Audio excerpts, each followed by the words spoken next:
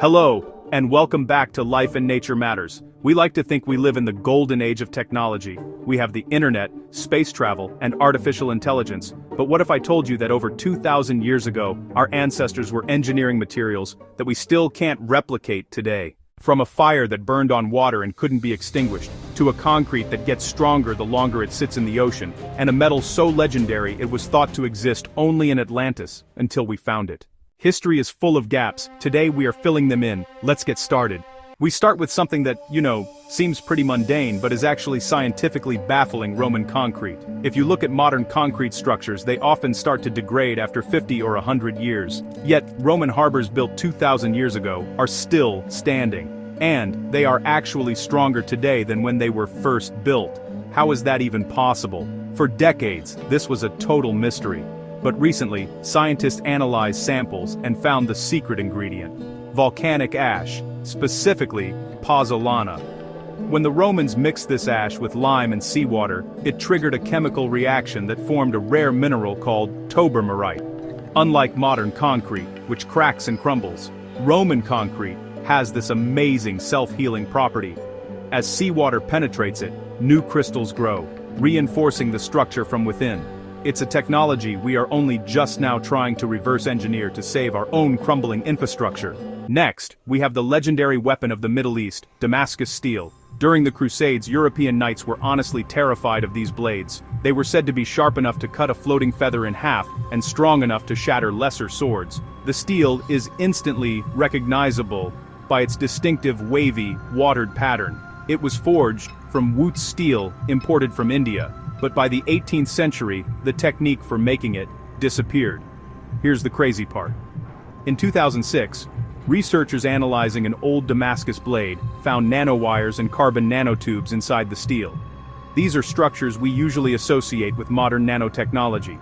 The ancients, of course, didn't know what a nanotube was, but their specific process of heating and cooling, combined with certain impurities in the ore, created a super material we struggled to replicate for centuries. At number 3, we have perhaps the most guarded military secret in history: Greek fire. Developed by the Byzantine Empire around the 7th century, this was essentially an ancient napalm. It was projected from tubes mounted on ships known as siphons. The terrifying thing about Greek fire was that water didn't put it out. In fact, water made it burn even fiercer. It stuck to everything: wood, sails, flesh, you name it. The recipe was a state secret, known only to the emperor and a few chemists. It likely contained petroleum distillates, quicklime, and resins, but the exact formula was so compartmentalized that when the empire fell, the technology just vanished. To this day, we honestly don't know the exact chemical composition of the weapon that saved Constantinople for centuries. Number 4 takes us into the realm of Plato and Atlantis. For centuries, orichalcum was considered a mythical metal, second only to gold in value, said to cover the walls of Atlantis. The name translates to mountain copper. Most historians thought it was pure fantasy. That is, until 2015. Divers off the coast of Sicily found a shipwreck from the 6th century BC carrying 39 ingots of a reddish gold metal. Analysis proved these ingots were orichalcum. It turns out, it wasn't magic. It was a high-quality alloy of roughly 80% copper and 20% zinc, essentially a very early, high-grade brass. It validates that the legendary metal of Atlantis was a very real, very valuable commodity in the ancient trade networks. Let's move from metallurgy to medicine. Number 5 is Mithridatium, the universal antidote. King Mithridates VI of Pontus was so paranoid about being assassinated that he spent his life developing a potion to make him immune to all poisons. The formula was incredibly complex, containing over 65 ingredients including opium, myrrh, saffron, and the flesh of vipers. He took small doses daily to build immunity. The irony? When the Romans eventually defeated him, Mithridates tried to commit suicide by drinking poison, but it didn't work because he was too immune. He had to ask a guard to use a sword instead. The Romans later refined this into theriac, a cure-all used for centuries, though the original perfect formula is lost. Traveling to the Americas for number 6, we find tumbaga. When the Spanish conquistadors arrived in South America, they found natives with ornaments that looked like pure gold. They melted them down, only to be disappointed. Tumbaga is an alloy of gold and copper, but the genius was in the finishing process. The indigenous goldsmiths used a technique called depletion gilding. They would treat the surface with an acidic paste, perhaps made from crushed plants.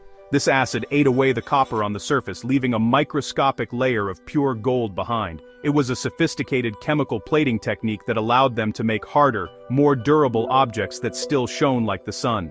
Number 7 is the metal of the first coins, electrum. Unlike the other alloys we've discussed, electrum often occurs naturally. It's a mix of gold and silver, sometimes with traces of platinum or copper. The ancient Lydians found this in riverbeds and used it to mint the first standardized currency. Because it was harder than pure gold, it was better for circulation, but it also had a mystical reputation.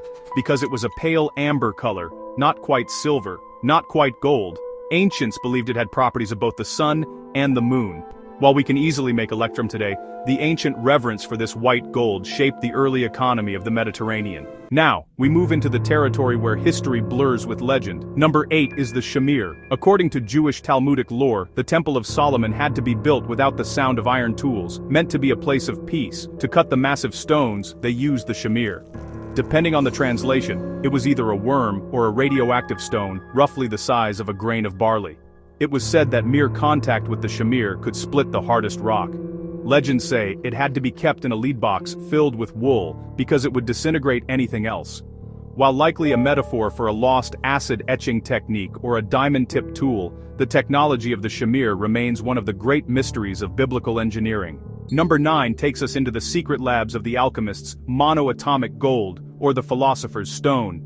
Ancient texts, particularly from pseudo-Egyptian traditions, speak of a white powder made from gold that had lost its metallic nature. It was called MBVD by the Egyptians, and was believed to grant extended life or higher consciousness. While modern science dismisses the magical claims, some researchers suggest this refers to gold in a high-spin state, or a specific pharmaceutical preparation of gold. Unlike Roman concrete or tumbaga, we have no physical sample of this. It remains a ghost technology, a substance described in detail by the ancients, but with no confirmed method of manufacture in the modern world. Finally, at number 10, we have the Vajra. In Sanskrit, Vajra means both thunderbolt and diamond. In Vedic and Buddhist tradition, this is the weapon of the god Indra. It is described as indestructible. While we see ceremonial Vajras made of brass or bronze in temples today, the ancient texts describe the original Vajra as a functional weapon made from the bones of a sage, or perhaps a lost supermaterial. Some fringe theorists suggest the descriptions of the Vajra sound remarkably like a plasma discharge weapon, or a tool made from an unknown, ultra-hard alloy. Whether it was a spiritual metaphor or a physical lost technology, the Vajra represents the ultimate ancient power, unyielding and irresistible. From the self-healing concrete of Rome to the nanotech steel of Damascus, it is clear that our ancestors were not primitive. They were master chemists and engineers who worked with the materials they had to create wonders we are still trying to understand. It makes you wonder, 1,000 years from now, which of our technologies will be lost, only to be considered a myth by the people of the future?